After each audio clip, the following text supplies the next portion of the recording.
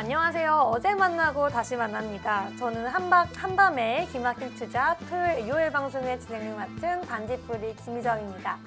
저희 주말 방송은요, 주식 잘 가르쳐주는 동네 백수 오빠라는 코너로 진행되고 있습니다. 저희 방송과 함께 하시면서 촘촘한 투자 전략 함께 세워나가시길 바라겠습니다. 네, 그럼 먼저 저희 방송 함께 참여할 수 있는 방법 설명드리겠습니다. 화면 앞에 네모난 QR코드가 나가고 있는데요. 지금 핸드폰 기본 카메라 오픈하셔서 이 QR코드 스캔해 주시면 바로 URL 링크가 하나가 뜹니다.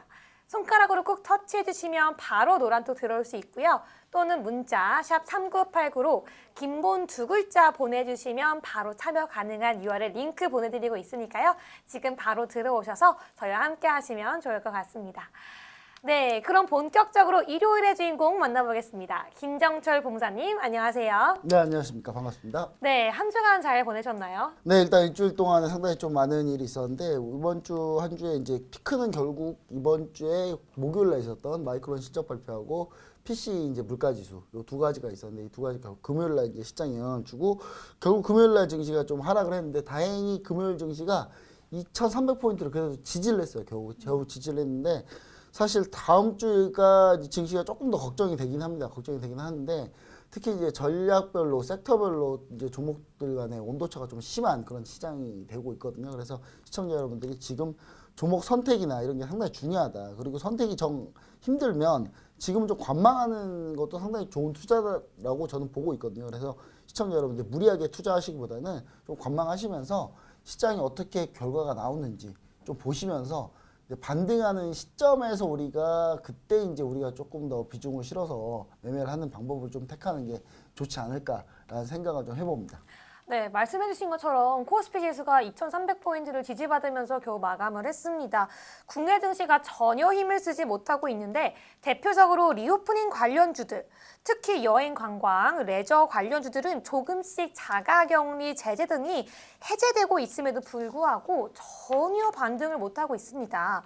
전체적인 지수 전력과 여행, 레저, 관광 이 섹터의 종목들이 반등하지 못하는 이유가 뭔지 궁금한데요. 네, 일단 지난주에 우리가 이제 대표적으로 이제 우리가 가장 힘들었던 종목들은 뭐냐면 리오프닝 관련주들이 사실 뭐 오른 게 있나 했는데 오른 것도 없는데 지금 밀리고 있거든요. 네. 특히 대부분이 리오프닝 관련주 중에 이제 가장 우리가 요즘 좀 우리가 관심을 많이 갖고 있는 게 이번에 유럽도 나토 이번에 회의 가면서 이번에 나온 게 뭐냐면 유럽에서도 우리나라 같은 경우 일단 격리 면제 가능성이 이제 나오고 있거든요. 그러면서 일본도 마찬가지고 그렇게 되면서 여행 가긴 편한데 중요한 거는 이렇게 되면 호재가 일어나서 대한항공 그다음에 하나투어 차트 보시면 아시겠지만 대한항공 하나투어 마찬가지로 전부 다 이런 관련주들이 다 상당히 좋아야 돼요, 주가가. 근데 지금 주가가 전혀 힘을 못 쓰고 있거든요. 이유는 딱 하나입니다. 지금 비행기, 미국 같은 경우인데요. 특히 이제 미국을 그냥 예로 들어보자면 미국 같은 경우는 현재 비행기를 타려고 하는 사람들, 관광 가려고 하는 사람들이 엄청나게 많고 예전에 수요를 거의 다 회복했는데 이거를 진행하는 인력들, 그러니까 비행기 뭐 가면 뭐 스튜어디스도 있을 거고 맞아요. 직원 뭐 기장도 있어야 되고 근데 그뿐만 아니라 호텔에서도 뭐 사람도 있어야 되고 하는데 이런 식으로 인력 부족에 시달리고 있어요. 그러니까 인력이 없어요. 맞아요. 제 주변에도 네. 이제 동생들이 스튜어디스를 준비한 친구들이 있는데 아직 뭐 대한항공, 아시아나항공에서도 지금 채용이 뜨지 않는다고 하더라고요. 그게 왜 그러냐면 채용을 지금 당장 해야 되는데 네. 혹시나 이게 잘못될까? 그러니까 예를 들어서 이게 다시 또 막힐 수 있다는 불안감 첫 번째. 두 번째 현재 비용 증가로 신규 인력을 뽑아가지고 과연 BEP가 나오느냐. 특히 대한항공 같은 경우 어떤 게 있냐면 현재 지금 화물 운송으로만 해도 수익을 현재 잘 내고 있는데 굳이 이걸 여객으로 돌려가지고 인력 많이 써봐야 비용만 나가고 사실 쉽지 않다. 라는 이런 이슈가 있거든요. 그래서 이 부분 때문에 오히려 지금 꺼려하는 게 있습니다. 그래서 지금 그것 때문에 약간 지금 공고가 막 계속 늦어지고 있을 거예요. 네. 그래서 제가 봤을 때도 그런 부분도 있고 호텔 신라도 마찬가지입니다. 호텔 신라도 상당히 인력 규모를 많이 감축을 했거든요. 호텔 신라 같은 경우는 그 코로나 때 리오프닝 하면서 코로나 때 이후로 실적이 깨지는 동안에 인력 감축을 상당히 많이 해서 구조조정을 잘 해가지고 지금은 다시 이제 구조조정을 많이 한 상태인데 호텔 신라도 지금 이제 와서 인력을 대대적으로 늘리기에는 좀 쉽지 않은 그런 시장이기 때문에 거기에 또 면세점이 주력인데 면세점 고객이 빠르게 회복한다는 왕년한 그 수요가 빠르게 증가한다는 그런 데이터가 현재 나오지도 않은 상태고, 그렇기 때문에 현재 지금 면세 쪽에서도 인력을 늘리기도 쉽지 않고, 면세 쪽은 인력만 늘려가지고 안 되겠죠. 바로 브랜드를 따와야 되거든요. 브랜드를 따와야 되는데 이 브랜드가 입점시키기도 쉽지 않은 그런 현재 상황을 현재 보여주고 있습니다. 그래서 전체적으로 리오프닝 관련주들이 지금은 현재 상당히 좀 부침이 심하지만 저는 결국 이건 해결될 걸로 보고 있어요. 왜냐하면 인력 구조 문제는 조금만 사람들이 이제 시각이 좀 달라지면은 인력 구조 문제 조금 해결할 수 있는 문제들이 분명히 있을 거고, 그 다음에 이제 비용 증가나 물류 적체 같은 경우는 이제 서서히 풀려가고 있는 시점이기 때문에 결국은 전 다시 리오프닝 관련주들이 뜰 수 있다. 근데 다만 이게 마지막 이게 하락의 현재 모습을 좀 보여주고 있다. 그래서 이게 좀 특히 대표적인 게 콘텐츠리 중앙 같은 경우가 상당히 지금 주가가 급락을 하고 있고 쭉 밀려 있거든요. 네, 저희와 함께 굉장히 많은 수익을 과거에 냈던 종목인데요. 네. 근데 문제는 지금 범죄도시2가 잘 되고 있음에도 불구하고 지금 탑건 매버릭이 지금 엄청난 흥행을 달리고 있음에도 불구하고 극장 관련주들, CJ, CGV 마찬가지고요. 극장 관련주도 좋지가 않아요. 근데 좋지 않은 이유는 뭐냐면 아직까지 인력을 빠르게 늘리지 못한 상태에서 현재 올해 상반기까지의 실적이 안 좋을 거라고 예상을 하고 있거든요. 근데 사실 하반기 쪽은 사실 괜찮게 보고 있습니다. 왜냐하면 지금 현재 CJ, CGV나 이런 데들 보면은 대부분이 키오스크에서 많이 하거든요. 실제 인력을 많이 늘리지 않아도 충분히 대응이 가능한 영역이기 때문에 이게 실적으로 확인만 돼서 찍히는 순간 사람들의 심리는 바뀐다. 그때는 빠르게 반등할 수 있다라는 부분을 우리가 좀 감안하시고 접근하시면은 저는 중기 투자로 봤을 때는 리오프닝 관련주들이 좀 기회가 아닌가라는 생각을 좀 해봅니다. 네, 감사합니다. 지금까지 저희가 꾸준히 방송에서 언급됐던 종목들, 그리고 노란톡을 들어오신 분들은 아시겠지만 노란톡에서 저희가 계속해서 언급해드린 그 히든 종목들, 정확한 그 매매 타점이 정말 정확하게 수익을 극대화시켜 왔습니다. 요즘 들어서 여러분들의 계좌에 플러스가 찍히지 않고 파란불만 들어오면서 마이너스만 뜬다면요, 지금 바로 핸드폰 기본 카메라 오픈하셔서요, 앞에 있는 QR코드 스캔하시면 바로 노란톡에 입장 가능합니다. 저희는요, 월요일부터 일요일까지 24시간 정말 아침부터 밤까지 계속해서 시황을 알려드리고, 또 저녁엔 요즘 들어서 계속해서 모의 투자 대회를 함께 하면서 교육을 해드리고 있으니까요, 지금 들어오셔서 주린이가 아니라 정말 주식 고수가 함께 되어가면 좋을 것 같습니다. 그렇다면 본격적으로 노란톡 안에서 어떤 이야기가 일어나는지, 어떤 종목들이 언급되었는지 궁금하실 텐데요. 이번 주도 노란톡 이야기 이어가 보도록 하겠습니다. 네, 전문가님. 그럼 이번 주에 노란톡은 좀 뭐가 있었을까요? 일단 제가 이번 주에 항상 주말에 하는 교육이 상당히 많이 중요하다는 거를 이번 주에 다시 한번 느끼는데, 그래서 이제 지난 이번 주에 주말마다 여러분들이 이 한밤의 기막힌 투자의 이 방송을 보면서 제가 그 보는 상황에서 계속 교육을 하거나 관련해서 내용 올려드리는 게 있는데 그 내용을 한번 리뷰를 한번 해보도록 하겠습니다. 내용이 너무 좋아요. 네. 이거는 이제 지난 언제냐면요, 6월 26일이죠. 일요일입니다. 일요일인데 밤 10시 12분 한밤의 기막힌 투자 방송하기 바로 1시간 전. 하지만 토요일 날 오셨던 분들이라면 토요일 날은 이분 같이 함께 할 수 있었던 톡방 내용인데, 보시면 제가 기사 하나 이렇게 딱 올려드렸어요. 곳곳에 열대야, 서울 25년 만에 가장 더운 6월 밤. 네. 이 기사 하나를 던져드리고 제가 내용을 쭉 얘기를 드리죠. 자, 열대야가 스타트했습니다. 자, 관련주 파세코, 신일전자 이번 하락에서 꽤 견조한 방어를 보여줬습니다. 자, 장마 근처라서 제습기, 건조기 관련주 봐야 되는데 LG전자, 신성델타테크는 시총이 커서 좀 보기 힘들고, 근데 심지어 LG전자, 신성델타테크 지금 괜찮아요 다시. 그리고 캐리 에어컨을 하고 있는 오텍도 관심 주고, 자, 위니아 에이드를 상장했던 위니아도 보셔야 된다 얘기 드리면서 여름 관련주를 제가 얘기 드렸고, 막판에는 지금 현재 화면에 나오지 않습니다만 밑에는 뭐라고 제가 얘기 드렸냐면, 이 여름 관련주들이 처음에 에어컨 관련주들이 처음에 뜨다가도 뒤로 가면 결국 냉매 가스 관련주들이 올 거다 라고까지 얘기를 드렸는데요. 한번 이 종목들의 결과를 한번 봐볼게요. 자, 지난주에 제가 얘기 드렸던 파세코를 먼저 보도록 하겠습니다. 파세코.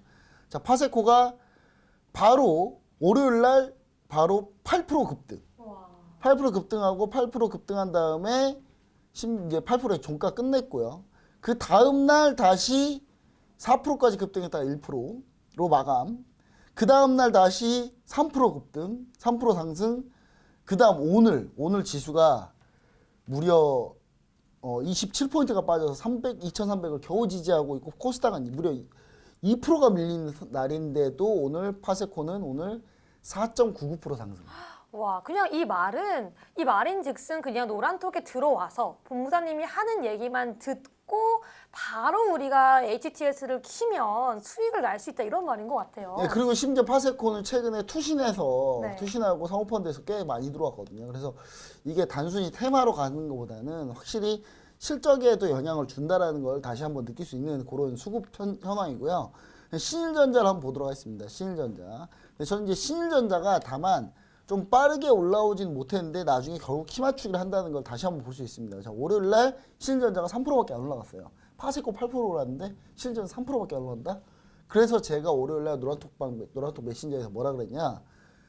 신일전자가 지금 더 올랐기 때문에 차라리 신일전자 지금 당장 들어가도 된다. 네. 라고 얘기를 드렸는데 그 다음날 신일전자가 바로 또다시 3%, 그 다음날 바로 또 2%, 그 다음에 오늘 3%가 또 올랐어요. 계속해서 오르는군요. 그러니까 한마디로 약간 네. 대장은 파세코고 신일전자가 부대장 정도로 현재 가고 있고 그 다음에 이제 위니아 같은 제스키 하고 있는 위니아 같은 경우를 봤을 때는 위니아는 사실 월요일 첫날 한 7%, 9%까지 상승했다가 7%에 마감했는데 그 뒤로 좀 밀렸습니다. 근데 네. 위니아는 사실 에어컨 쪽은 아니기 때문에 일단 단기 반등 정도 우리가 볼 수 있었다는 거고요. 그 다음에 우리가 또 얘기 드렸던 게 바로 오텍입니다. 오텍이 원래는 어떤 회사냐면 장애인들 특수 차량, 네. 장애인 탑승하는 특수 차량 같은 거 만드는 회사인데 이 회사 같은 경우가 시세를 한번 확 뽑아버렸어요. 그러니까 오텍은 역시 첫날 월요일날 4% 상승하고 그 다음 잔잔하게 가다가 제가 오텍이 안 오르길래 그럼 여러분들은 뭐 오텍으로 좀 보셔도 된다. 그러니까 이런 관련 중에 좀 이미 올라서 부담스러우신 분들은 파세코나 이런 게 부담스러우신 분들은 차라리 오텍을 좀 보셔라 했는데 오텍이 목요일날 18%가 급등했습니다. 이렇게 18%가 급등한 좀 주요 원인은 뭘까요, 그러면? 일단 오텍이 캐리어 에어컨을 하고 있는데 캐리어 에어컨 중저가 에어컨이거든요.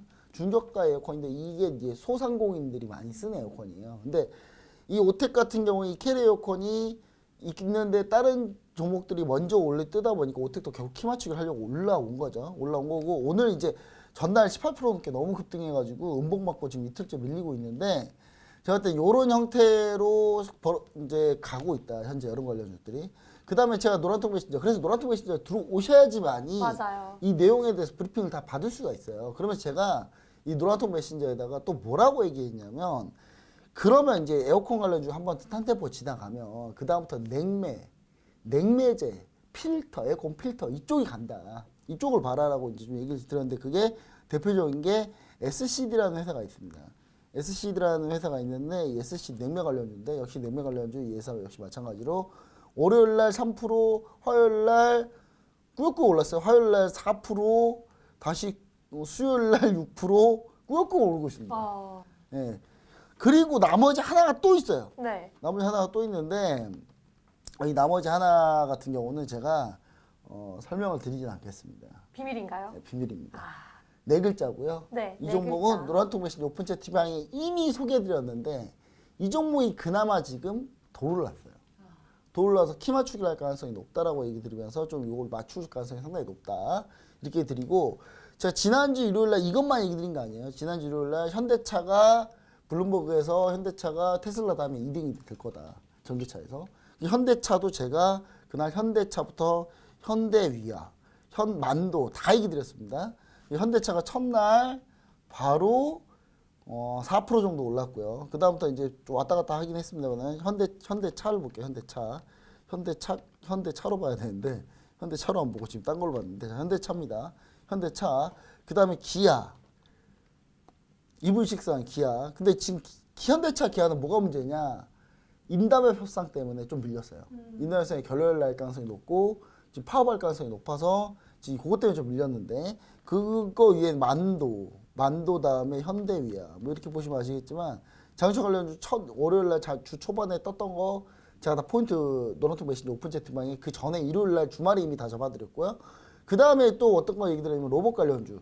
로봇 관련주 대표적으로 뭐가 있었냐면 로봇 관련주 중에는 LG전자가 로봇 애플망고를 인수하게 되면서 네. 애플망고 인수하는 것 때문에 로봇 관련주 갈 거다 해서 제가 원익PNE를 얘기 드렸는데 원익PNE를 주말에 얘기 드렸던 원익PNE가 주 초반에 상승을 거두고 이제 다시 반나방이 했습니다만은 주 초반에 상승세가 좀 괜찮았고요.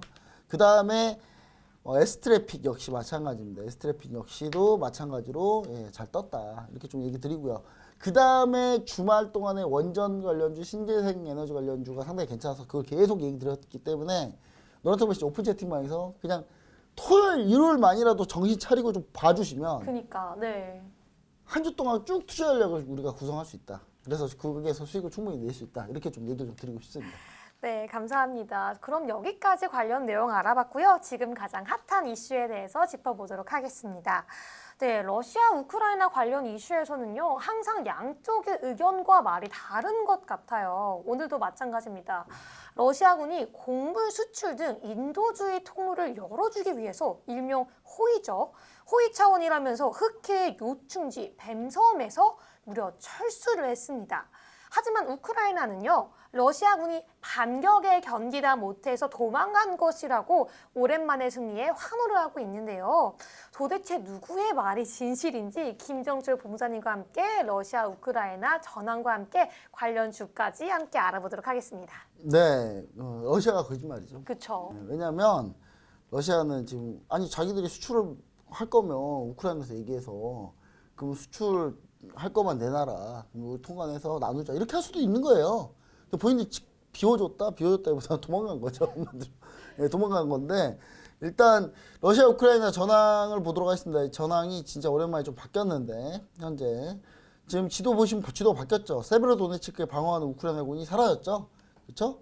세베로도네츠크에서 퇴각했습니다. 퇴각했고요. 우크라이나가 자 보시면 세베로도네츠크에서 결국 러시아가 세베로도네츠크를 함락시켰고요. 리시찬스크로 현재 우크라이나군이 퇴각한 상태에서 리시찬스크를 포위한 상태입니다. 러시아군이 다시 리시찬스크에서 우크라이나군이 좀 크게 패했어요. 그래가지고 리시찬스크를 얼마나 방어할지는 잘 모르겠습니다. 우크라이나군이 현재 지금 우크라이나군이 전세가 상당히 안 좋은 상태예요. 이쪽 동부 쪽은요. 동부 전선은 상당히 안 좋은 상태인데 드디어 지금 미국의 다연장 미사일이 지금 도착했어요. 이제 도착해서 실전 배치해놨는데. 이제부터 약간 조금 분위기는 좀 다를 수도 있다. 화력에서 워낙 밀렸기 때문에 우크라이나가. 자, 하르키우 전선은 여기가 하르키우 전선인데 소강 상태예요. 소강 상태인데 소강 상태에서도 지금 현재 포격전만 계속하고 있고요. 우크라이나군이 단 헤르손 밑에 헤르손 지역, 이쪽 헤르손 지역은 현재 우크라이나군이 진격하고 있는데 헤르손 19km까지 진격한 상태예요. 곧 헤르손에서 시가전이 벌어질 가능성이 상당히 높다. 이쪽은 우크라이나군이 우세에 있다. 이렇게 좀 얘기 좀 드리고 싶고요. 자, 그 다음 러시아가 이제 또 나쁜 짓을 하나 했는데 폴타바주의 크레멘추크 주거 지역에다가 공습을 했어요. 근데 민간인이 쇼핑몰에 1000명이나 있었는데 거기다 쇼핑몰에다 쏴버렸어요. 그래가지고 네, 저도 뉴스를 봤거든요. 수백 명이 아마 죽거나 다치지 않았을까라는 생각을 좀 해볼 수 있겠습니다. 현재 이제 이런 전황 포인트에서 우리가 그러면 뭘 결론을 도출할 수 있냐? 전쟁은 쉽게 끝나지 않는다는 것과 두 번째, 러시아가 국제사회의 눈치를 계속 보고 있다. 왜냐? 러시아가 이번에 디폴트 됐어요. 이자를 못 내가지고 결국은 디폴트 됐거든요. 디폴트 된 상태지만 물론 러시아 주가나 이런 거는 지금 버티고 있어요. 잘 버티고 있죠. 러시아 주가가 현재 다시 다 회복해가지고 러시아가 그럼 이거 이긴 싸움 아니냐 하는데 천만의 말씀입니다. 왜냐하면 러시아는 이 현재 주가를 현재 계속 이 에너지 가격으로 버티고 있는 거예요. 근데 에너지 가격이 결국 고점에서 밀리는 순간 러시아는 바로 끝입니다. 이제. 그래서 그런 부분을 우리가 감안했을 때는 러시아도 현재 지금 상당히 좀 불안해하고 있다.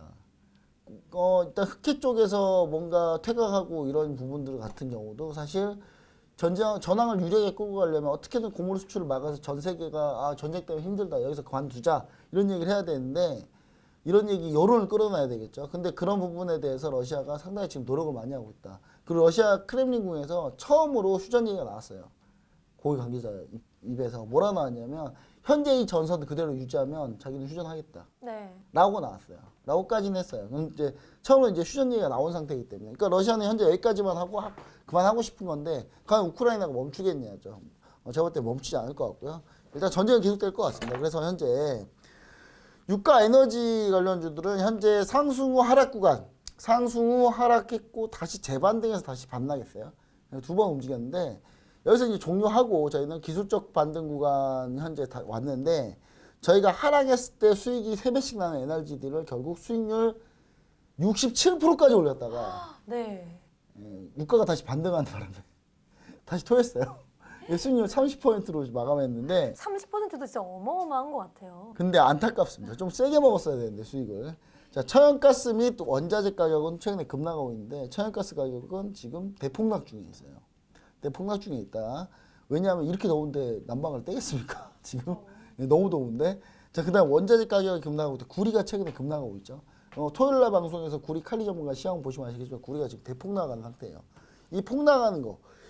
폭락한 이유는 딱 하나입니다. 지금 뭐냐면 수요가 많지 않아서가 아니라 현재 향후 경기 침체 가능성이 있기 때문에 그걸 미리 반영하고 있거든요. 그래서 미리 반영하고 있다고 보시면 좋을 것 같고 곡물 농산물 같은 경우는 최근에 좀 곡물 농산물이 약간 풀렸어요.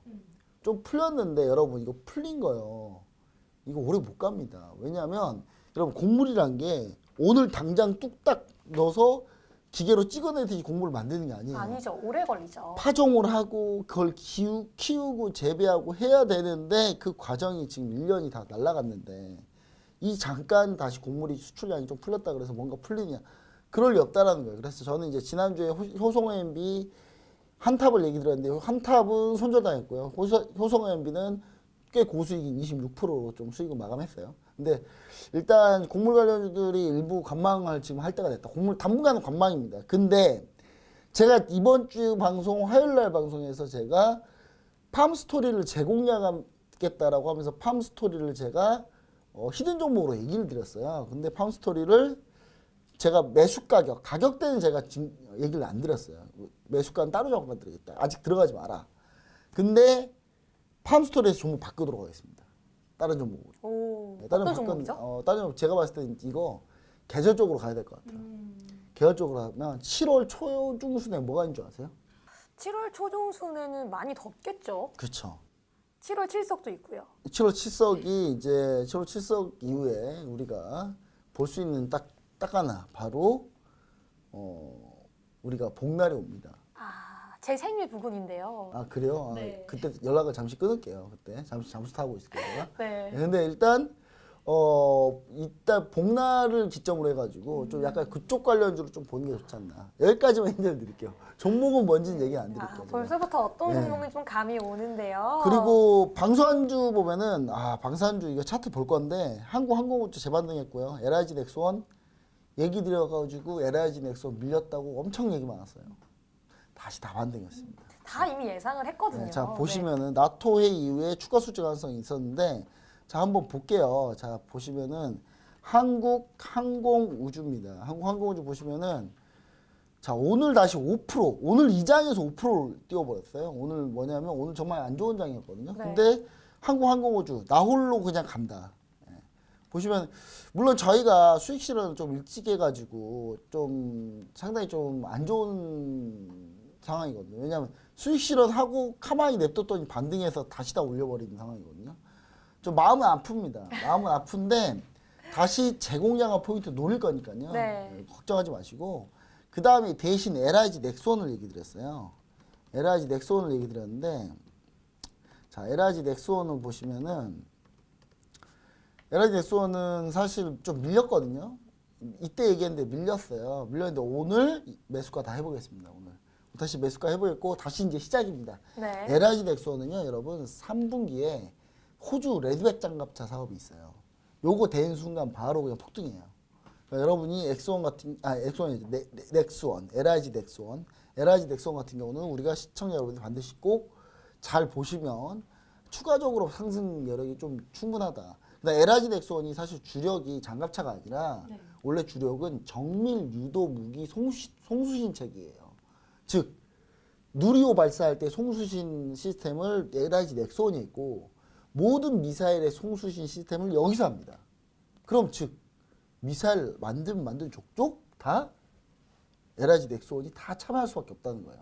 여러분 누리호 1차 발사가 과연 실패였을까요?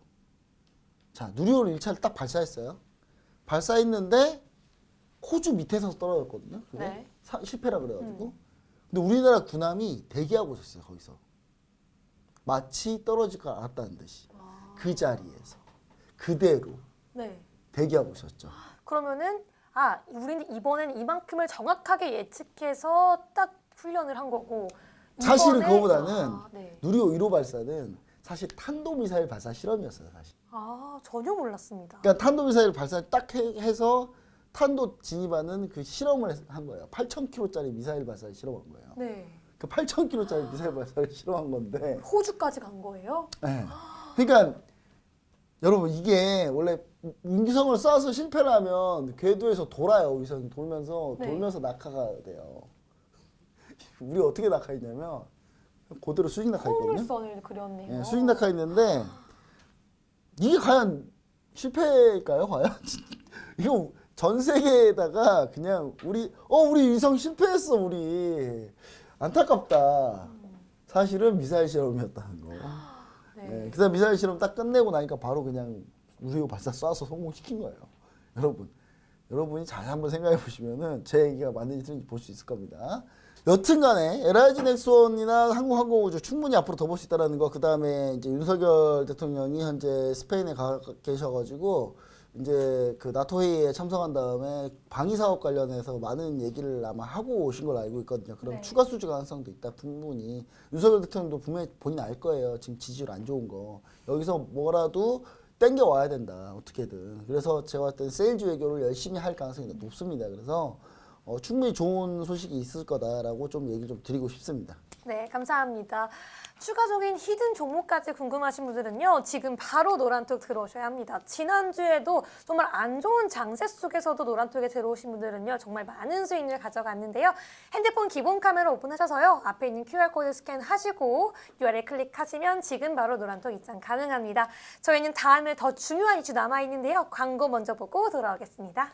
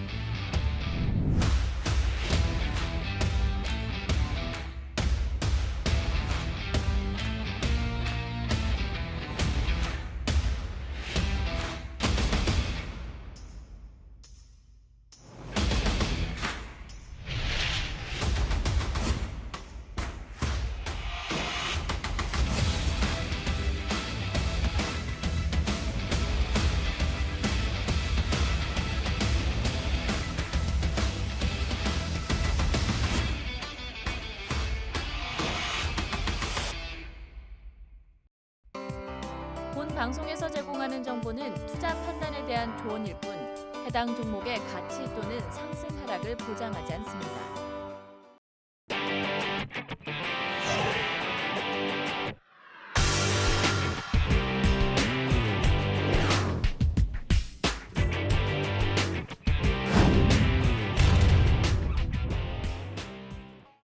이제 7월이 시작했습니다. 상반기에 너무 힘든 증시가 계속됐었는데 7월에는 조금 희망적인 이슈나 일정이 어떤 게 있을지 좀 궁금하네요. 7월은 일단 2분기 실적 발표 시즌인데요. 7월 증시 일정을 통한 투자 전략 한번 알아보도록 하겠습니다. 네, 증시 일정. 자, 7월 4일 먼저 보도록 하겠습니다. 당연히 뭐 7월 1일이 이제 방송 녹화하고 있는 날이 7월 1일이고 토요일, 일요일이 여러분이 방송을 보고 있는 날이 7월 2일, 3일이니까 여러분은 실질적으로는 7월 4일 날 첫 번째 이제 방송인데 7월 4일이 마침 미국이 독립기념일이에요. 미국 최대의 공휴일입니다. 미국 독립기념일 어마어마한 미국한테는 어마어마하겠죠. 네. 근데 중요한 거는 이 미국 독립기념일에 주로 뭐가 있느냐. 그 블록버스터 영화들이 많이 개봉을 한 걸로 유명을 해요. 이때. 그때 나오는 게 바로 영화 토르, 러브 앤 썬더. 예. 지금 개봉일은 우리나라 개봉이 7월 6일입니다. 7월 6일이고요. 일단 그거 있다는 거. 그다음에 오펙이 7월부터 하루 64만 배럴 증산하기로 했어요. 근데 과연 그 증산하는 거를 잘 지키느냐를 좀 보고 그때 원유 수요 공급이 어떻게 되느냐에 따라 보면 유가의 향후 방향을 어느 정도 좀 예측하지 않을까라는 저는 생각을 해보고 있고요. 그다음 7월 5일 날 상당히 중요합니다. OECD 소비자 물가 지수가 나오는데 이거 아마 시장에 영향을 줄 거예요, 분명히. 소비자 물가 지수가 OECD면 OECD 국가들, 상위권 국가들 위주의 소비자 물가 지수를 보는 거기 때문에 이게 아마 장중에 영향을 미치지 않을까라는 좀 저는 생각을 하고요. 7월 6일 날이 되면 6월 FMC 의사록이 공개가 됩니다. 과연 발언을 어떻게 했는지 미 연준 위원들, 그 다음 속내가 어떤 속내를 가지고 있는지를 아마 우리가 확인을 할 수 있지 않을까.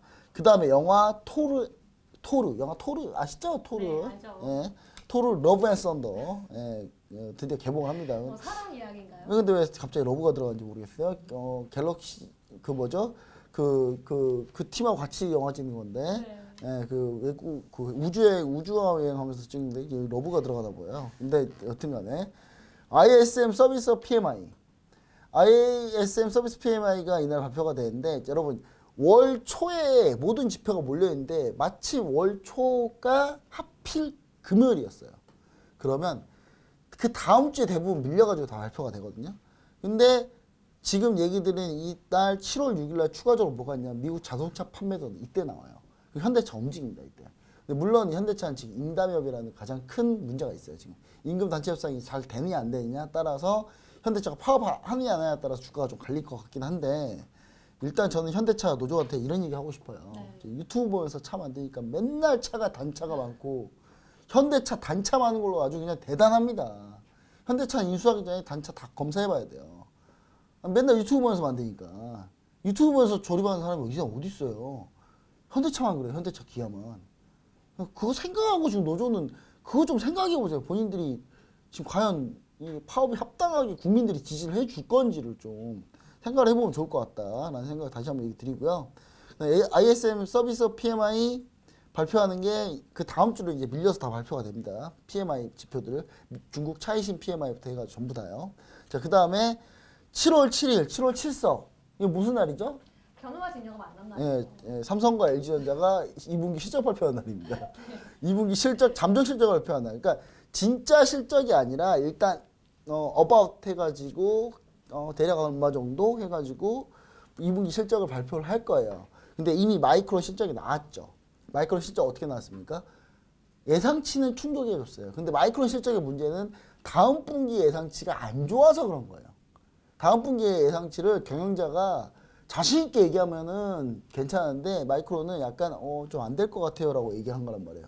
삼성전자의 당연히 2분기 실적은 마이크론보다 훨씬 좋으면 좋았지 나쁠 가능성이 전혀 없습니다. 훨씬 좋을 거예요 아마. 단 삼성전자의 문제점, 아킬레스건. 지금 IM 사업부가 어떻게 됐냐가 중요해요. IM 사업부, 스마트폰 사업부가 어떻게 판매했냐가 중요한데 스마트폰이 갈수록 출하량이 떨어지고 있기 때문에 일단 자, 근데 LG전자가 2분기 잠정 실적 발표하는데 이때 포인트는 뭐냐? LG전자가 전장 쪽에서 흑자 났다는 얘기가 지금 벌써 돌고 있어요, 지금. 전장 쪽에서 흑자 났잖아요? 바로 LG전자 반등입니다. 자, LG전자 보세요. 여름 관련 모든 수혜주예요. 에어컨, 백색가전 일단 전부 다 여름 관련. 근데 LG전자 지금 2분기 백색가전 실적이 좋지 않다고는 합니다만은 수혜는 많이 받을 거예요. 에어컨, 제습기, 가습기는 뺐다 치고 건조기부터 해가지고 지금 별의별 거 다 팔 수 있는 지금 스타일러까지 해가지고 지금 2분기 실적 발표가에서 전장에서 흑자만 나면 전장 부품에서 흑자만 나면 상당히 주가가 강할 가능성이 높다. 그다음 G20 G20 장관회의가 있어요. G20 장관회의가 있고요. 그 다음에 7월 8일 날 금요일입니다. 네. 이날이 에스파가 미니 2집을 들고 컴백을 합니다. 또 우리 부모님 최애가 카리나잖아요. 네, 카리나 물론 저 이제 그런 얘기 쉽게 하면 안 돼요. 왜냐면 카리나 팬들이 저 별로 안 좋아할 수도 있기 때문에. 네. 저도 그냥 일반 팬 입장에서 좋아하는 뭐 조카 뿐입니다. 좋아하는 네. 마음인 거죠. 뭐 그냥 응원하는 연예인이에요. 응원하는 연예인인데 일단 에스파가 미니 이집을 컴백을 하는데 에스파의 이때 특징이 뭐냐면 에스파가 그 워너레코즈랑 계약을 했거든요. 이번에 미국 진출 관련해서.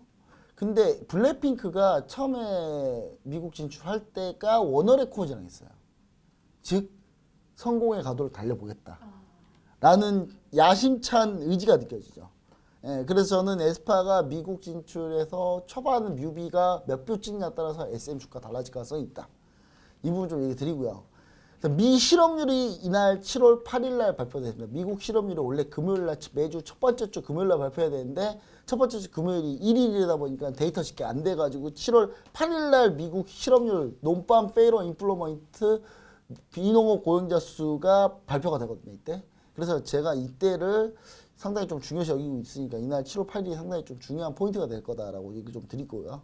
7월 10일 날이 유로존 재무장관 회의가 있습니다. 그 다음 OECD 경기 선행지수가 발표가 되는데 여러분 OECD 경기 선행지수가요 매우 중요합니다. 지금 OECD 경기 선행지수가요 작년 12월 10월 말부터 이미 꺾였어요. 그러니까 주식 투자하시는 분들은 OECD 경기 선행지수가 꺾였으면 사실 그때 매도했으면 지금 해피한 마음을 가졌을 거예요. 아마. 상당히 주가 지수하고 연계가 많이 되는 경기 선행지수다라고 보시면 돼요. 7월 12일 날 오펙의 원유시장 보고서가 발표되는데 이때 오펙 산유국들이 얼마나 증산 잘 지키고 있는지 뭐 이런 얘기가 나올 건데 감산은 잘 안 지켜도 증산은 무조건 지켜요. 예. 더 팔아먹는 거는 예, 무조건 지킵니다. 자 그렇게 좀 생각해 보시면 좋을 것 같고 7월 13일이 근데 이게 겹쳤어요. 한국은행 금융통화위원회가 7월 13일 날 있습니다. 한국은행 금융통화위원회 이슈 포인트는 뭐냐면 금리를 0.50%로 올리느냐 0.25를 올리느냐예요. 우리가 금리를 0.25를 올려버리면 바로 미국이 FOMC 회의해버리면 바로 금리 역전이에요. 네, 그렇죠. 근데 우리가 0.50%를 인상하면 미국 FOMC에서 미 연준 FOMC에서 0.50bp를 올리면 다시 동률이 되는 거거든요. 네. 그러니까 25bp를 올리냐 우리가 50bp를 올리냐에 따라서 금리 역전 현상이 나오냐 안 나오느냐가 결정이 날 겁니다. 네. 금리가 역전되면 뭐 당연히 안 좋죠. 미국 금리가 더 높으면요 여러분 기본적으로 돈이 금리가 낮은 곳에서 높은 곳으로 흘러요. 물이 낮은 곳에서 높은 곳 높은 곳에서 낮은 곳으로 흐르듯이 금리는 반대로 낮은 곳에서 높은 곳으로 흐른단 말이에요. 돈은. 그럼 돈은 미국 돈으로 쭉 빨려나가면 안 그래도 우리나라 원달러 환율 안 좋은데 더 안 좋을 거란 말이에요. 근데 여기서 만약에 한국은행 금통위에서 50bp를 올려버리잖아요. 그러면은 원화 강세로 바뀔 가능성이 있습니다. 네. 반전될 이렇게 가능성이 있어요. 미국이 자이언트 스텝, 킹콩 스텝 가는 상황에서 우리가 베이비 스텝을 가면 안 될 것 같은데 좀 킹콩 스텝 저기 미 언론에서 울트라 스텝이라고 하던데. 제가 만들었습니다. 아 이게 영문 기사 안 보셨죠? 안 보신 거죠? 안 보고 그냥 막 하신 거죠? 아, 네. 재밌게 네. 한번 만들어봤어요. 네, 알겠습니다. 원래 영어 되게 잘하신 분인데 영문 기사에 울트라 스텝이라고 써있을 텐데 이게 킹콩 스텝이라고 그래서 저 깜짝 놀랐어요. 그다음에 미 연준 이날 미 연준 베이지북이 나와요. 경기 동향 보고서. 미 연준이 생각하는 경기 동향 보고서가 나오는데 이게 둘 다 상당히 중요한 이슈이기 때문에 일단 13일 날 저는 금통위에서 무조건 50bp 이상 올려야 된다고 저는 보고 있어요. 근데 만약에 이 50bp 이상 올리면 어디가 안 좋아할 거냐면 현재 정부와 이제 당국, 기획재정부 당국들이 별로 안 좋아할 거예요. 왜냐하면 지지율이 안 좋거든요. 금리를 많이 올리면. 왜냐하면 부동산 가격 또 떨어질 거고. 그러면 이제 사람들이 좀 힘들다고 하겠죠. 이자 내야 될 이자가 많아지는데 주택담보대출 받으신 분들. 근데 저는 반드시 올려놔야 주식시장 하는 입장에서는 주식시장 입장에서 상당히 좋다. 워낙 강세 반전의 기회는 이때라고 생각하시면 될 것 같고 7월 14일 날 바이든 대통령이 중동 순방을 합니다. 16일까지. 저는 여기서 빈살만이랑 만나고 안 만나고 중요하잖아요. 저는 그게 중요하지 않다고 봅니다. 안 만날 수 있어요. 근데 얼마나 중동 국가들이 증산에 합의를 하고 증산에 동감을 하느냐. 여기서 세일즈 잘해서 미국 바이든 대통령이 우리가 좀 무기랑 좀 줄게 대신 너네 좀 속이 좀 많이 만들어 라고 할 수도 있단 말이에요. 그러면은 전 유가가 하락하는 포인트가 7월 14일 날 중동 순방인데 이 전에 좀 유가가 한번 흔들릴 가능성이 있다. 7월 10일 이후부터 좀 급락할 수도 있다는 부분을 좀 우리가 감안하면서 오일 투자하셔야 돼요. 오일 투자 그냥 막 하지 마시고. 자, 그 다음에 이날 14일이 옵션 만기입니다. 크게 중요하지 않으니까 패스할게요. 자, 그 다음 7월 21일. 7월 21일. 저는 이 시점이 ECB가 과연 금리를 올린다라고 하면 달러 강세 여기서 깨진다고 봐요. 저는 이제. 그래서 저는 7월 21일은 엄청 중요한 날이다. 7월 20일은 지금까지 미 연준이 FOMC가 중요했다면 이제는 ECB 통화정책회의에서 어떻게 나오냐가 좀 중요하다. 왜냐? 달러를 구성하고 있는 6개 통화 중에 유로화가 제일 많아요. 제일 크단 말이에요. 제일 비중이 큰데 유로화가 만약에 ECB가 긴축을 들어가기 시작하면 유로화 반등하겠죠. 유로화 반등하면 여러분 어떻게 됩니까? 달러가 밀린단 말이에요. 그러니까 여러분 만약에 ECB 통화정책에서 만약에 유로화가 강하게 금리 인상을 시사하거나 강하게 긴축을 들어가면 여러분 뭐 해야 된다고요? 달러화를 그때는 매도하셔야 돼요. 그리고 원화 매수 괜찮아요. 그러니까 원화가 강세가 될 거고 시장이 바뀔 가능성이 여러분 달러가 밀리면 원화는 자동적으로 강세예요. 그러면은 여러분 주식시장에 외국인이 들어옵니다 다시. 그러니까 들어오는 포인트가 7월에 한 2가지가 있다고요. 우리나라 금융통화위원회 그다음 ECB 통화정책회의가 있다고요. 이 부분을 좀 중요하게 여겨보고 생각을 해야 된다고 저는 얘기 좀 드리고 싶고 ECB 통화정책회의가 만약에 여기서 긴축이 세게 나온다면 저는 유로화 관련, 유로 강세 관련 ETF, ETN 노려볼만 하다. 있어요. 여러분 있습니다. 달러와 약세 포인트 잡을 만한 달러와 인버스 상품이 있습니다. ETF, ETN에. 여러분 그게 뭐라고요? 네, 노란통 메시지 들어오시면 알려드릴게요. 들어오시면 그게 뭔지 코드 번호까지 해가지고 정리해서 알려드릴게요. 자, 그 다음에 7월 21일쯤 되면 이때 되면 그 전주에 미국 은행주도 쫙 실적 발표하고 7월 21일부터는 그때 본격적으로 미국 기술주도 실적 발표가 시작돼요. 이때는 무조건 실적 발표 일정 아셔야 되는데 7월 실적 발표 일정이 궁금하신 분들 미국 증시, 우리나라 증시 궁금하신 분들 들어오세요. 들어오시면 다 알려드립니다. 실적 발표 뭐뭐 있는지도. 자, 그 다음에 7월 26일 날하고 7월 27일 날 FOMC 회의가 있어요. 여기서 이제 미국은 최소 50bp 이상 올릴 거다라는 거죠. 근데 그때 중국이 하필 이때 베이다이어 회의를 할 가능성이 높습니다. 네. 보통 7월 말에 하거든요, 하기는. 근데 FOMC 회의에 일정에 맞출 가능성이 좀 있어요, 얘네가. FOMC 회의에 너무 미국이 주도하는 글로벌 모습이 보이는 걸 별로 안 좋아하기 때문에 중국 베이다이어 회의는 뭐 어떤 사람들이 하느냐, 공산당의 이제 썩은 물들, 네, 원로들, 네, 진작 퇴진했어야 되는 원로들, 썩은 물들, 그 다음에 권력 잡고 있는 기득권들, 시진핑 포함해서 얘네들이 다 모입니다. 다 모여서 자기들끼리 회의만 죽어라 해요. 재미 하나도 없을 거예요. 거기 가잖아요. 50살 먹은 사람이 거의 막내가 돼요. 저 같으면 절대 끔찍해서 절대 안 가요. 50살 먹어서 막내지 돼야 되거든요. 예, 일단 중국 베이다이어 회의가 있는데 이 회의 때 이제 어느 정도 중국이 긴축을 해서 경기 부양책으로 전환할 가능성이 좀 있다라는 부분을 좀 우리가 좀 생각해 보시면 좋을 것 같아요. 이렇게 해가지고 제가 전체적인 7월 증시 일정을 좀 마치도록 하겠습니다. 증시 일정 중요한 포인트도 많으니까요. 좀 더 자세한 해석이 궁금하신 분들은 노란통 메신저 오픈 채팅만 들어오시면 다 해석을 다시 한번 해서 드리도록 하겠습니다.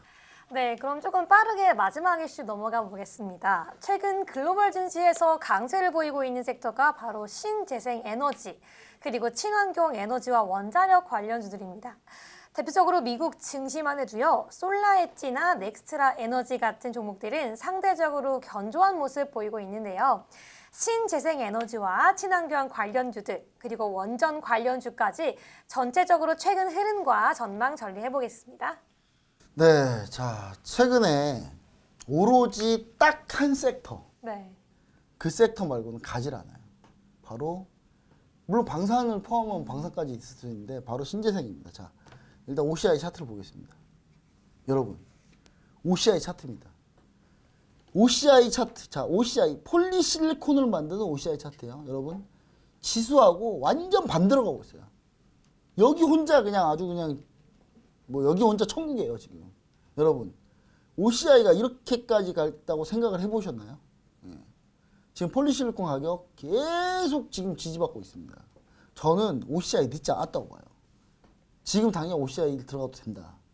언제 타이밍 언제 잡을 거다? 가격은 어떻게 잡을 거다? 그럼 노란통 메시 오픈 채팅방에 들어가서 알려드리도록 하겠습니다. 자, 나머지 종목들 한번 볼게요. 자, 최근에 얼마나 강한지. 자, 상강 MNT 보도록 하겠습니다.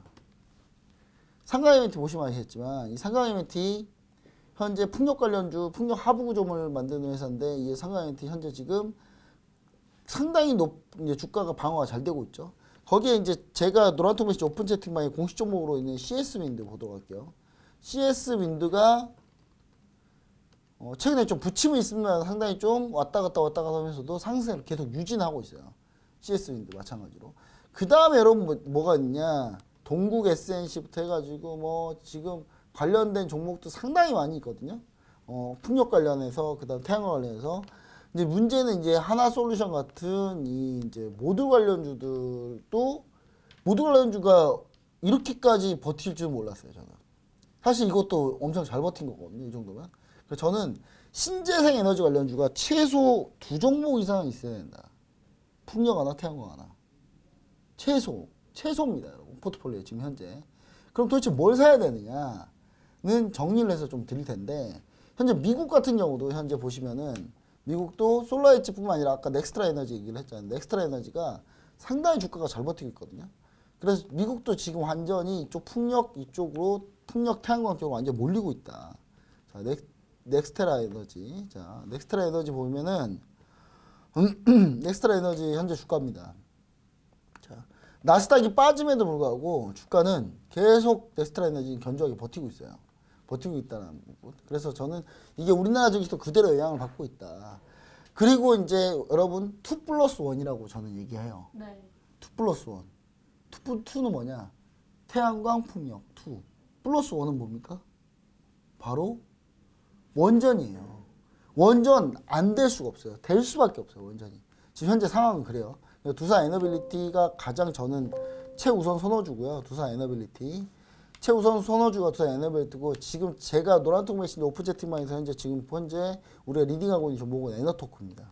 에너토크인데 에너토크도 물론 왔다 갔다 많이 합니다만은 저는 거의 바닥을 잡은 상태로 보여주고 원전 관련주는 추가적으로 계속 상승할 수 있다. 저는 꼭 그렇게 보고 있으니까 시청자 여러분 좀 그 부분 좀 보시면 좋을 것 같고 좀 더 자세한 내용은 노란통 메신저 오픈 채팅방 들어오시면 어차피 제가 다 하나씩 다 해드리니까요. 여러분들이 같이 함께 하시면 좋을 것 같습니다.